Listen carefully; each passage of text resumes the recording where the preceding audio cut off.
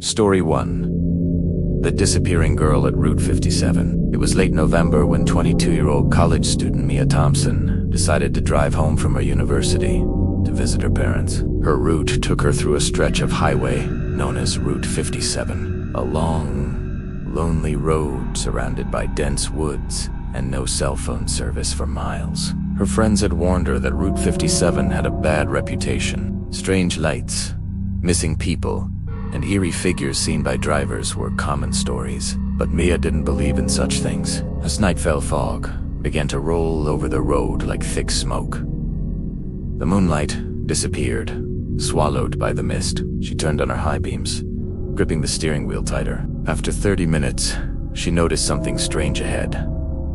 A girl, standing on the side of the road, barefoot, wearing a white dress soaked in mud. Her long hair clung to her face, and she didn't move even as Mia's car approached. Mia slowed down, rolled down her window slightly, and called out, "Are you okay?" The girl didn't respond. She just stared blankly before suddenly walking toward the car. Mia's heart began to race. She unlocked the door slightly, debating if she should help.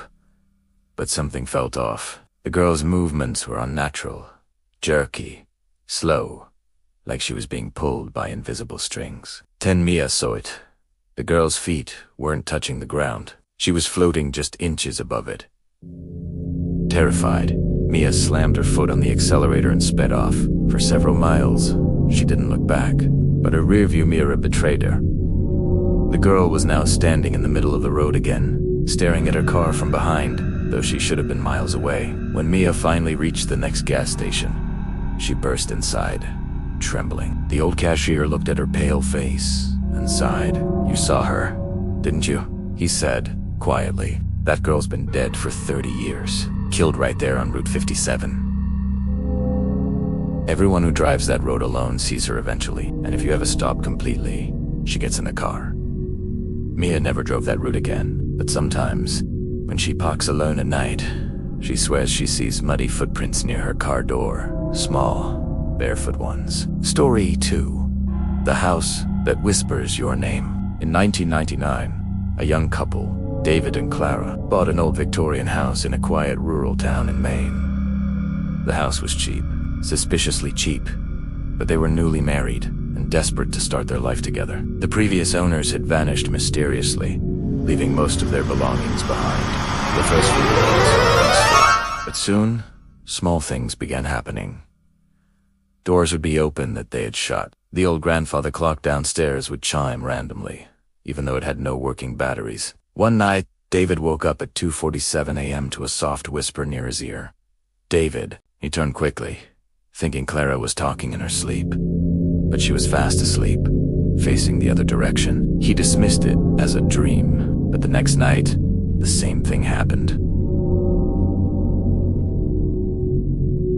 This time, the voice was closer. "David, come downstairs." He got up, trembling, and grabbed a flashlight. When he reached the living room, he saw the front door wide open, swinging slightly in the wind. On the floor, muddy footprints led into the house. He followed them to the basement door. It was ajar. From below, he could hear faint whispering. Not just one voice, but many. He called out, "Who's there?"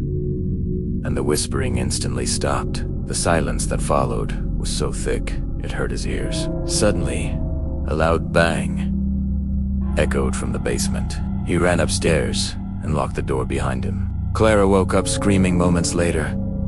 She said someone had whispered her name too. The next morning, they decided to call the local sheriff. When he arrived, he went into the basement. After a few minutes, he came out, pale-faced, and said, "You two need to leave this place." He never told them what he saw. 2 weeks later, while packing to move out, Clara found a hidden drawer behind the fireplace. Inside were 5 old photographs of different families, all smiling in front of the same house. But in every photo, one face was scratched out violently with a knife. The final photo was dated just 1 year before showing the previous owners. And in the background of that picture, a shadowy figure could be seen standing behind the window, right where David had heard the whispers. Story 3.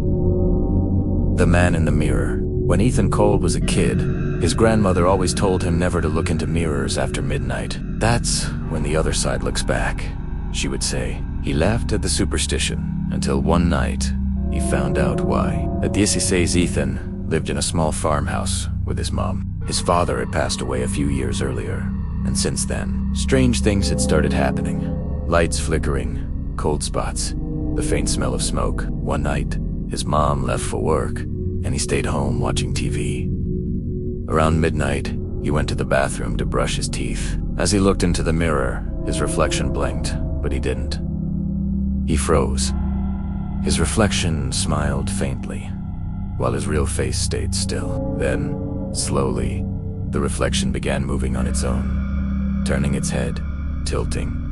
Watching him, Ethan stumbled back, tripping over the sink. The lights flickered, and when they came back on, the reflection was back to normal.